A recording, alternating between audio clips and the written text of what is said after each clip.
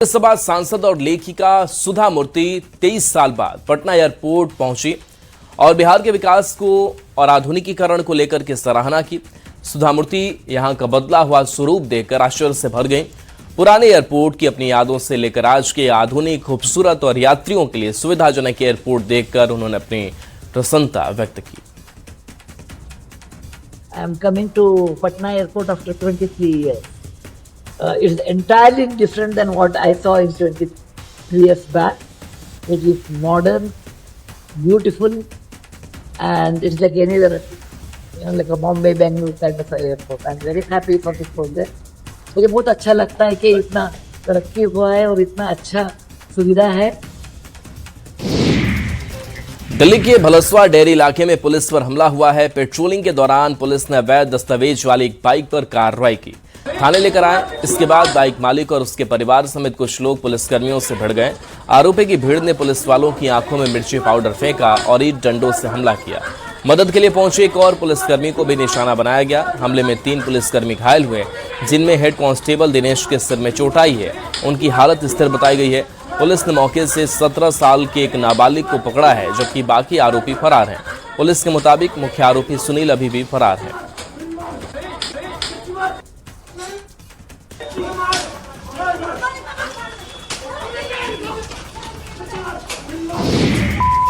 देश में swine flu H1N1 influenza के बढ़े मामले। H1N1 इन्फ्लुएंजा के करीब 2000 मामले सामने आए हैं। हालात पर नजर केंद्र सरकार बनाए हुए है। 2 दिन पहले स्वास्थ्य मंत्री ने समीक्षा बैठक की थी। इलाज के लिए अस्पतालों को तैयार रहने के निर्देश हैं। देश में स्वाइन फ्लू यानी H1N1 इन्फ्लुएंजा के मामले तेजी से बढ़ रहे हैं। पहलगाम आतंकी हमले के आरोपी हाफिज सईद पर भारत सरकार ने शिकंजा कस दिया है। भारत पाकिस्तान को डिप्लोमेटिक चैनल से समन भेजेगा। पहलगाम आतंकी हमले के मामले में NIA ने हाफिज सईद को आरोपी बनाया है। उसके खिलाफ गैर जमानती वारंट भी जारी हो चुका है। अब NIA विदेश मंत्रालय के जरिए लाहौर में हाफिज सईद को अदालत का समन भेजकर पेशी कराने की तैयारी में है। लेकिन अगर हाफिज सईद अदालत में पेश नहीं हुआ तो नए आपराधिक कानून BNSS की धारा 356 के तहत ट्रायल इन एब्सेंटिया की तैयारी है। मतलब उसकी गैर मौजूदगी में भी उसके खिलाफ मुकदमा चलेगा। नीतीश के विरासत वाले बयान पर राष्ट्रीय लोक मोर्चा के प्रमुख उपेंद्र कुशवाहा ने सफाई दी है। उन्होंने कहा कि विरासत कोई सरकारी पद नहीं है। हमारे बुजुर्गों ने जो बताया उस पर हम चले, ये बात है। हम भी दावा करते हैं कर्पूरी ठाकुर की विचारधारा पर हमारी पार्टी चल रही है। सबसे पहले मैं ही था जिसने निशांत आगे आए की मांग उठाई थी। जिस तरह से दीपक मेरा बेटा है, निशांत भी मेरे बेटे जैसा ही है। JDU को मैंने भी आगे बढ़ाने में काफी मेहनत की है। मेरा बेटा और निशांत आने वाले समय में बिहार का भविष्य है। मेरा और सम्राट चौधरी के बीच में काफी बेहतर रिश्ता है।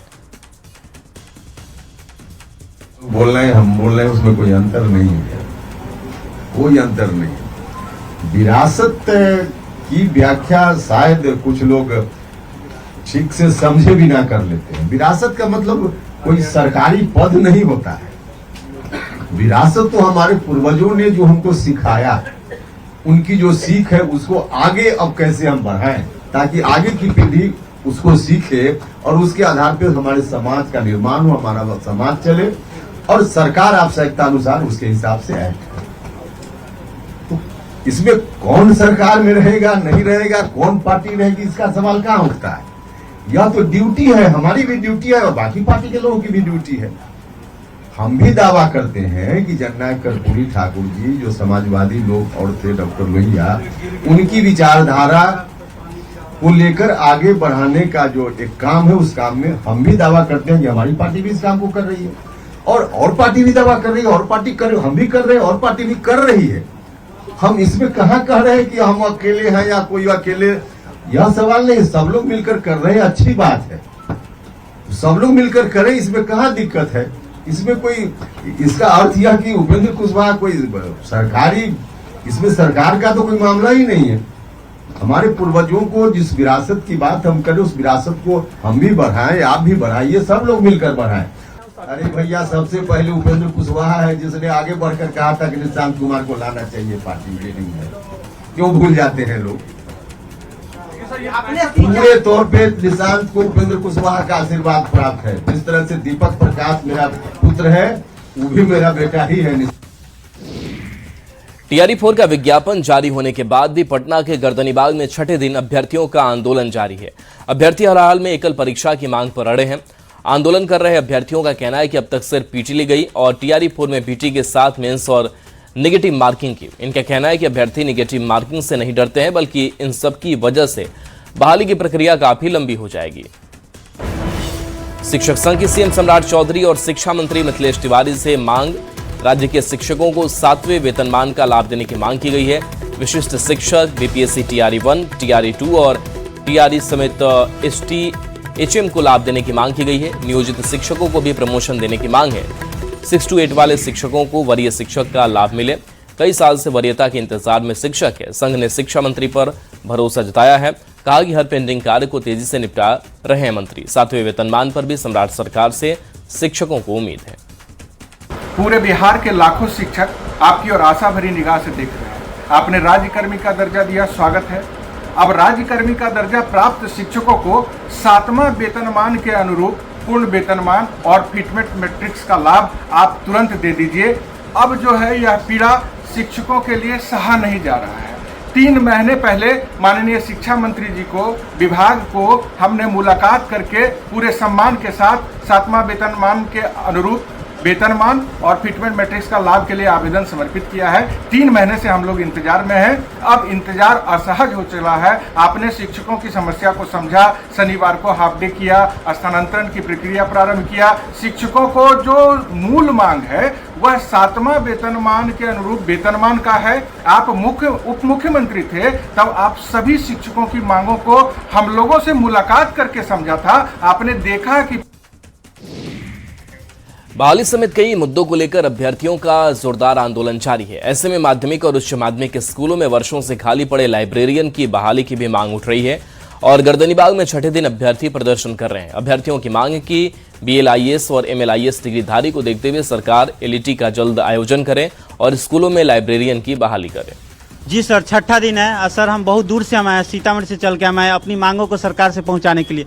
सर हम कहना चाहते हैं कि जब चुनाव का मुद्दा उठता है उस टाइम हम लोग का एलईटी का देखिए ये विज्ञापन भी जारी कर दिया गया है बीएसबी द्वारा, लेकिन अभी तक इसको जारी सर नहीं किया गया है। ये फिर से वापस कर लिया गया है। एलईटी पसंद है? जी सर, हम लोग देने के लिए राजी है। सर हम लोग का एलईटी लिया जाएगा तो एलईटी भी हम देने के लिए, या तो बीपीएससी डायरेक्ट लेगी तो बीपीएससी डायरेक्ट हम लोग फिर से गुजरने वाले। लेकिन हम लोग सब लोग हैं। जी सर, दिल्ली से एमएलएस दोनों। लेकिन मेन रूप से मेरा मांग है सर, माध्यमिक और उच्च माध्यमिक विद्यालय में जो पद खाली है उसके लिए हम लोग मांग कर रहे हैं सर। 2008 के बाद अभी तक बहाली नहीं आई हम लोग का। जो नीतीश कुमार जी 2022 में अपने ट्विटर हैंडल से ट्वीट किए थे और माननीय जो वर्तमान मुख्यमंत्री हैं वो भी अपना 25 में ट्वीट किए थे कि 6500 और 7000 लाइब्रेरी बहाली देंगे उच्च माध्यमिक और माध्यमिक में।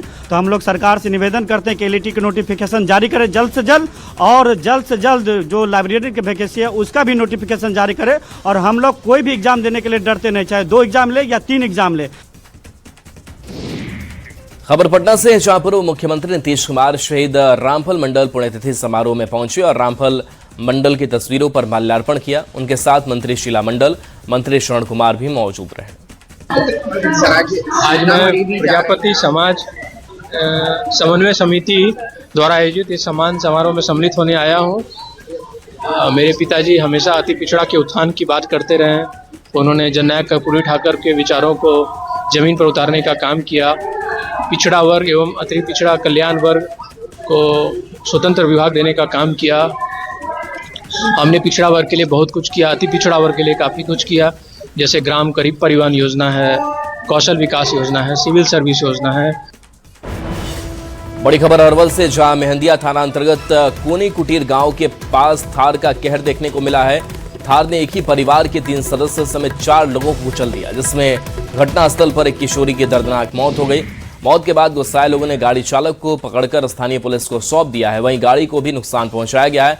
बताया जाता है कि थार पर सवार 2 लोग पटना से सासाराम जा रहे थे, तभी भीषण गर्मी में पेड़ के नीचे बैठे 4 लोग आराम फरमा रहे थे। इसी वक्त उन्होंने रौंद दिया गया। इतना स्पीड में 2 गाड़ी आ रहा था, दोनों गाड़ी एक टक्कर हो गया।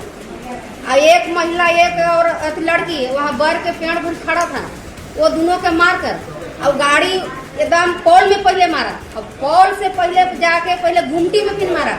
अब घुमटी में के पीछे एक दीवार है, वहाँ पर नल जल, वहाँ लड़की बर्तन मांग रही थी, एक दीवार गिर गया, ऊपर लड़की के भी एक्सीडेंट हो गया। खबर पूर्णिया से, जहां जीएमसीएच में इलाज के लिए पहुंची एक महिला के परिजनों ने जमकर हंगामा किया। आरोप है कि परिजनों ने इमरजेंसी वार्ड में महिला के साथ मारपीट की। डॉक्टर के निर्देश पर गार्ड जब उन्हें बाहर निकालने पहुंचे तो उनके साथ भी धक्का मुक्की और मारपीट की गई। एक महिला गार्ड के साथ भी मारपीट का आरोप है। सूचना पर पुलिस मौके पर पहुंची, लेकिन तब तक आरोपी फरार हो गए। पुलिस मामले की जांच कर रही है। वो चिल्ला रही थी, उसी का आदमी उसको मार रहा था। तो डॉक्टर साहब बोला हमको कि इसको बाहर कीजिए। मैं बोला प्लीज आप बाहर चलिए, बाहर बैठिए। उसी में बोला तुम कौन होता हमको बाहर कर। हमको मैं बोला मेरा ड्यूटी है यहाँ भीड़ कम करने। सब मेरे पीछे जुम गया मारने के लिए। आपके साथ मारपीट किया गया? मारपीट किया। मैं फिर पीछे से जान बचा के भागा उधर से। तो लेडीज सब गार्ड थी, यहाँ आए तो लेडीज गार्ड का भी दुपट्टा पकड़ के उसको भी मारना शुरू किया। उसको भी मारना शुरू किया? हाँ सर। वो लोग सब भाग गया? सब भाग गया है अभी। कितने लोगों से थे वो लोग? वो कम से कम 10-15 आदमी था एक साथ। हाँ, और बोल के गया है कि हम आके तुमको यहाँ जो है ना 4 उसका इलाज सीधे का 5-6 आदमी से होते हुए इसलिए कि बोला जब डॉक्टर साहब कि इसका इलाज किया सीधे कि आराम हो जाएगा बच्चा। नहीं सुना जब हंगामा ज़्यादा हुआ तो एक सुइया मार दिया तो बच्चा जो है आराम है। उसके बाद बाहर में यहाँ मारपीट नहीं हुआ। सारण के मशरक थाना क्षेत्र के अरना गांव में जमीन विवाद को लेकर दो पक्षों के बीच जमकर मारपीट हो गई। विवाद बढ़ने पर दोनों ओर से लाठी डंडे चले, जिसमें करीब 12 लोग घायल हो गए। सभी घायलों को इलाज के लिए मशरक सामुदायिक स्वास्थ्य केंद्र में भर्ती कराया गया है। बताया जा रहा है कि विवादित जमीन को लेकर मढ़ौरा कोर्ट में मामला चल रहा है। इसी जमीन पर काम कराने को लेकर दोनों पक्ष आमने सामने आ गए। घटना का वीडियो भी सोशल मीडिया पर वायरल हो रहा है। पुलिस मामले की जांच कर रही है। बिहार में लगातार गंगा नदी उफान पर है। कई दिनों से पटना के आसपास गंगा का जलस्तर खतरे के निशान से ऊपर बह रहा था, लेकिन अब गंगा का पानी सीधे पटना की सड़क पर आने लगा है। महावीर घाट के पास सड़क पूरी तरह से जलमग्न हो गई है। सड़कों पर गंगा का पानी आने से लोगों की परेशानी बढ़ गई है। राजधानी पटना में गंगा घाटों की तस्वीर बदलती हुई नजर आ रही है और अब पानी सड़क तक पहुंच गया है। महावीर घाट की तस्वीर, जहां देख सकते हैं कि रोड पर सिर्फ और सिर्फ पानी ही पानी नजर आ रहा है। और देखिए वाहनों की रफ्तार कैसी थमी हुई नजर आ रही है। 4 व्हीलर हो, 2 व्हीलर हो, देखिए सब परेशान नजर आ रहे हैं। और आधी बाइक सड़क पर डूबी हुई नजर आ रही है और तमाम लोग पानी में घुसकर सफर करते हुए दिखाई दे रहे हैं। ये बाइक चाहे कार हो, एम्बुलेंस हो, सब कुछ इस पानी में फंसा हुआ नजर आ रहा है और दूर दूर तक आपको सिर्फ पानी ही पानी नजर आ रहा होगा। महावीर घाट की ये तस्वीर है जहां गंगा नदी उफान पर नजर आ रही है। और सिर्फ महावीर घाट ही नहीं, कई ऐसे घाट हैं जहां खतरे के निशान के ऊपर गंगा का जो प्रवाह है वो अब दिखाई दे रहा है। और ऐसे में लोग अब सड़क पर पानी में ही सफर करते हुए दिखाई दे रहे हैं।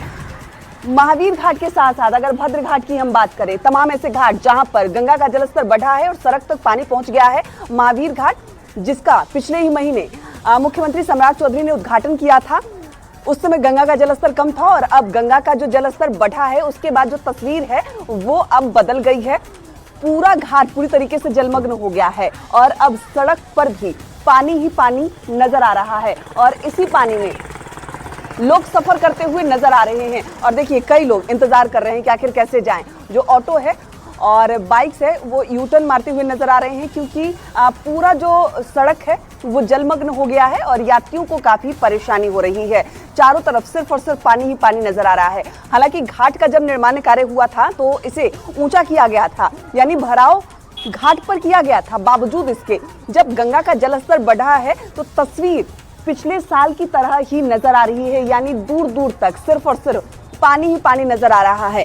आने जाने वाले लोगों को परेशानी हो रही है और ऐसे में कई ऐसे बाइकर्स हैं जो यहाँ सड़क पर गिरते हुए भी नजर आ रहे हैं, क्योंकि बारिश भले ही कम हो रही हो लेकिन गंगा का जलस्तर बढ़ा है और ऐसे में जो सड़क है जेपी गंगा पथ के ठीक नीचे वो पूरी तरीके से जलमग्न हो गया है और लोगों की परेशानी बढ़ी हुई नजर आ रही है। विनीता मिश्रा, न्यूज़ 18 पटना। राघोपुर में बाढ़ के बिगड़ते हालात के बीच तेजस्वी यादव नाव से अचानक प्रभावित इलाकों में पहुंचे। उन्होंने बाढ़ प्रभावित लोगों से मुलाकात कर स्थिति का जायजा लिया। इस दौरान तेजस्वी यादव ने लोगों की समस्याएं सुनी और राहत बचाव को लेकर अधिकारियों से जानकारी ली। उन्होंने बाढ़ प्रभावित लोगों से उनकी परेशानियों के बारे में भी बात की। पटना में गंगा का जलस्तर लगातार बढ़ रहा है। ऐसे में विभाग और प्रशासन ने 24 घंटे गंगा के जलस्तर की निगरानी के निर्देश दिए हैं। साथ ही किसी भी हालात से निपटने के लिए एनडीआरएफ, एसडीआरएफ की टीम तैनात कर दी गई है। कंट्रोल रूम भी एक्टिव कर दिया गया है। लोगों से नदी के पास जाने को लेकर सतर्कता बरतने की अपील की गई है ताकि किसी भी अनहोनी से बचा जा सके। मुंगेर में गंगा का जलस्तर तेजी से बढ़ा है। आज सुबह जलस्तर 38.70 मीटर दर्ज किया गया, जो चेतावनी स्तर से ऊपर और खतरे के निशान से महज 63 सेंटीमीटर नीचे है। जलस्तर बढ़ने के साथ साथ प्रखंड के कुतलुपुर पंचायत में कटाव भी तेज हो गया है। हरिबाबू टोला में किसानों के खेत गंगा में समा रहे हैं। कटाव स्थल से महज 10 फीट दूर कई घर हैं। ग्रामीणों को घर गंगा में समाने का डर सता रहा है। अररिया में परमान और बकरा नदी के बढ़ते जलस्तर से बाढ़ और कटाव का खतरा बना हुआ है। हर साल इन नदियों की वजह से किसानों की जमीन और नदी किनारे बसे लोगों के घर प्रभावित होते हैं। घोड़मरा और सतबीटा गांव के ग्रामीण लंबे समय से कटाव की समस्या झेल रहे हैं। हालांकि इस बार जिले में बाढ़ की स्थिति अभी भयावह नहीं है। डीएम के निर्देश पर जिला प्रशासन ने सभी अधिकारियों को अलर्ट मोड पर रखा है और हालात पर नजर रखी जा रही है। घर द्वार लती में गिरी भौसी गेलो जमीन बसी छी हम नौसनी गरीबी जिंदगी आ बाल बच्चा कमावे खाते कोई देखने वाला नहीं, कोई देने वाला नहीं। इतना घर कटा हम लोगों का भी, जो सामने ये पानी है, ये अभी बीच नदी में हमारा घर है और वो घर अभी तक कोई सुनवाई कोई नहीं किया। सबका साथ पास गए, कोई तो बोलता गया मदरा में कटा था जी। कहाँ तक घर यही वो जो नाव है ना, नाव अभी जो हम लोग बिटा पे चल रहा है। अच्छा, तो ये जो है यहाँ पे रोड भी था? यहाँ रोड था। ये सामने जो वो पिलर दिखाई दे रहा वो रोड है बिल्कुल। भागलपुर के विक्रमशिला सेतु पर 28 अगस्त से ब्रिज बनाने को लेकर आवागमन पर रोक लगाने का फैसला लिया गया था, जिसको लेकर लगातार अभी पुल पर ब्रेक नहीं लगाने और काम आगे बढ़ाने की मांग की जा रही थी। इसको देखते हुए 28 तारीख की रात से पुल पर ब्रेक लगाने के फैसले को वापस ले लिया गया है और आज से कल तक में अगली तिथि की घोषणा की जाएगी। बाढ़ को देखते हुए यह फैसला लिया गया है, जिसको लेकर आम लोगों को काफी राहत महसूस हुई है। विक्रमशिला सेतु को लेकर बड़ी खबर सामने आ रही है। पुल निर्माण विभाग के सूत्रों की माने तो 28 तारीख से जो पुल पर जो है ब्रेक लगने वाला था उसको रोक दिया गया है और अब जो है इसे बढ़ा अगली तिथि तक जो है पुल जो है चालू रहेगा। छोटे वाहन जो इस पर आते जाते थे वो चालू रहेंगे। ट्रस्ट ब्रिज बनाने के लिए जो है यहाँ पर पंचकुला से सामान भी आ चुके थे, लेकिन अब जो है बाढ़ की स्थिति और पर्व त्योहार को देखते हुए लगातार जो है अभी पुल निर्माण को लेकर जो है कार्य रोक लगाने की मांग जो है सांसद और जनप्रतिनिधियों के साथ साथ आम लोगों के द्वारा की जा रही थी, जिस पर जो बड़ा फैसला जो है सामने आया है और जो आधिकारिक पुष्टि है आज से कल तक में जो है इसकी कर दी जाएगी। सूत्रों की माने तो बाढ़ को देखते हुए जो है ये फैसला लिया गया है और लगातार जो पर्व त्योहार आने वाले समय में है इसको लेकर इस फैसले को लिया गया है और आज शाम से लेकर कल तक जो है इसका फैसला जो है सरकार की ओर से आ जाएगा और जो ब्रेक लगने वाला था, जो लोगों को परेशानी बढ़ने वाली थी, वो कहीं न कहीं कुछ दिनों के लिए कम होगी और पर्व त्योहार के बाद जो है पुल निर्माण का कार्य कराया जाएगा, जिसकी तिथि जो है जल्द घोषित की जाएगी। आशीष रंजन, न्यूज 18 भागलपुर। जमशेदपुर से बड़ी खबर, जहां जमशेदपुर में एमजीएम में 2 मरीज की मौत हो गई है। इलाज के अभाव में 2 मरीज की मौत हुई है। परिजनों ने एमजीएम पर आरोप लगाया है। अस्पताल में परिजनों का हंगामा देखने को मिला है। डीसी के निर्देश पर जांच टीम गठित की गई है। एमजीएम के 8 डॉक्टरों को शोकॉज किया गया है। जमशेदपुर एमजीएम अस्पताल में इलाज के अभाव में 2 मरीज की मौत हुई है। हुआ क्या था कि रात में इनका चेस्ट में अचानक पेन किया था तो कल मॉर्निंग में चेस्ट में पेन था तो मेडिकल से जो है दवाई लाके खा लिए थे। पहले तो उनका अच्छा रिस्पॉन्स था, 12 थे, तो फिर उनको हम जब लेके इधर जब आए तो फिर कोई रिस्पॉन्स नहीं दे रहे हैं। लेके आए तो एमजीएम में कोई व्यवस्था ही इतना बहुत खराब व्यवस्था है, क्या है बोले। कितना बजे लेकर आए यहाँ पे? 12:30 बजे वहाँ से निकले थे तो हम लोग 10-15 मिनट पहुंच गए थे मांगो। तो उसके बाद जैसे कि टेम्पो से जैसे उधर कोई स्ट्रेचर कोई व्यवस्था यहाँ पर नहीं है, बहुत ही खराब व्यवस्था। रांची नगर निगम ने शहर में बिना नगर निगम ट्रेड लाइसेंस के चल रहे कोचिंग संस्थानों के खिलाफ सख्त कार्रवाई शुरू कर दी है। नगर निगम की टीम ने अलग अलग इलाकों में कोचिंग संस्थानों की जांच की। इस दौरान 20 संस्थान बिना जरूरी अनुमति के चलते मिले, जिन्हें नोटिस जारी किया गया है। नगर निगम के अनुसार रांची शहर में करीब 1364 शैक्षणिक संस्थान चल रहे हैं। इनमें करीब 831 कोचिंग संस्थान शामिल हैं। इनमें से अभी सिर्फ 68 कोचिंग संस्थानों के पास वैध नगर निगम ट्रेड लाइसेंस पाया गया है। नगर निगम से नोटिस मिलने वाले संस्थानों को 3 दिन का समय दिया गया है। इस दौरान उन्हें नगर निगम अनुमति लेने और परिसर में रखी प्रचार सामग्री हटाने का निर्देश दिया गया है। प्रकार से झारखंड में छात्रों का जो सत्ता के खिलाफ जो लोकतांत्रिक, संवैधानिक और शांतिपूर्वक तरीके से जो आंदोलन चल रहा है, उस आंदोलन की धार करने को लेकर सरकार के निर्देश पर नगर निगम के अधिकारियों के द्वारा कोचिंग सेंटरों के ऊपर नोटिस देकर उसको प्रताड़ित किया जा रहा है, ताकि वो आंदोलन में छात्रों का समर्थन नहीं करे। लेकिन छात्र और कोचिंग सेंटर ये दोनों एक दूसरे के पूरक है। कोचिंग सेंटर अपने छात्रों के प्रति उनकी जवाबदेही होती है कि अगर छात्र के भविष्य के साथ कोई खिलवाड़ कर रहा है तो कोचिंग संस्थान हो चाहे उन अभिभावक हो, वो कहीं ना कहीं छात्र आंदोलन में बढ़ चढ़कर हिस्सा लेंगे। जो कोचिंग अवैध रूप से चल रहे हैं, भाजपा बोले ना कि जो अवैध है उसको आप छोड़ दीजिए, चलने दीजिए। ऐसा एक मांग पत्र दे दें। बाबूलाल जी तो बराबर चिट्ठी लिखते रहते हैं, एक पत्र वो भी लिख दें कि जो अवैध है उसको आप नजर आंख बंद कर लीजिए। गजब गजब हाल है भाई। अरे ये तो कानून का काम है ना, आप लीगल वे में है कि नहीं, आपका जो भी एक्टिविटी है वो लीगलाइज है कि नहीं। यह बीजेपी ने यह साबित किया है कि छात्रों के आंदोलन को कहीं ना कहीं कोचिंग सेंटर के लोगों ने हाईजैक किया। तो जब कोचिंग सेंटर के लोगों ने हाईजैक किया छात्रों के आंदोलन को, तो इसका क्या मतलब है? कोचिंग सेंटर का काम छात्रों को आंदोलन करने के लिए नहीं है, बल्कि छात्रों के भविष्य को बनाने का है। अगर आप छात्रों के भविष्य के साथ खिलवाड़ कर रहा है कोचिंग सेंटर के लोग, तो स्वाभाविक तौर पे कोचिंग सेंटर पर कार्रवाई होनी चाहिए। बहुत सारे कोचिंग्स के जो टीचर हैं वो सामने से आकर के आंदोलन को लीड कर रहे हैं, तो हो सकता है कि एक जो है ना वो कहानी दिख रही है यहाँ पे। लेकिन कुछ चीज़ें जो है ना सही भी हैं कि भाई आप अगर संस्थान चला रहे हो तो कम से कम बच्चों की सेफ्टी जो है ना ज़रूरत है। धनबाद के लिए गर्व और खुशी की खबर है। राजकीयकृत मध्य विद्यालय बरमसिया की प्रभारी प्रधानाध्यापिका मुनमुन भट्टाचार्य को राष्ट्रपति पुरस्कार मिलेगा। 5 सितंबर को शिक्षक दिवस के अवसर पर राष्ट्रपति भवन में राष्ट्रपति द्रौपदी मुर्मू सम्मानित करेंगे। मुनमुन भट्टाचार्य ने बच्चों के भविष्य को संवारने के लिए एफएलएन और टीएलएन मॉडल खास पहचान बनाई। सीमित संसाधनों के बीच बेहतर शिक्षण व्यवस्था के जरिए बच्चों के भविष्य को संवारने वाली मुनमुन की इस उपलब्धि से पूरे धनबाद में खुशी है। ये खुशी मैं शब्दों में इसे बयान नहीं कर पा रही हूँ, और ये उन सभी गुणीजनों और गुरुजनों को समर्पित है जो निष्ठापूर्वक बिना किसी मोह माया के, बिना किसी चाहत के वो लोग दिन रात बच्चों के भविष्य को संवारने में वो अपना योगदान दे रहे हैं। और बहुत से ऐसे शिक्षकों को मैं जानती हूँ जिनके बताए हुए कदमों पे मैं चल रही हूँ, और मुझे आज ये गौरव का पल मुझे मिला, तो मैं उन सभी गुणीजनों को ये समर्पित करती हूँ। पता चला तो उसकी हमारी घर में पूरी एकदम खुशियाँ छा गई। सब लोग हर्ष और उल्लास से एकदम चिल्ला पड़े, और इतनी खुशी हुई ना कि बहुत बहुत ज़्यादा खुश। बहुत कोई बधाई दिए, बहुत कोई फ़ोन कॉल्स आया। मैंने मम्मी से यही सीखा है कि जब कभी भी कुछ भी होता है घर पे, बहुत सारी मुश्किलें आती हैं, कुछ अच्छा होता है, कुछ बुरा हो जाता है, कुछ डिफ़िकल्टी होता है, लेकिन वो अपना काम कॉन्स्टेंटली करते रहती है, वो काम को इफेक्ट होने नहीं देती है।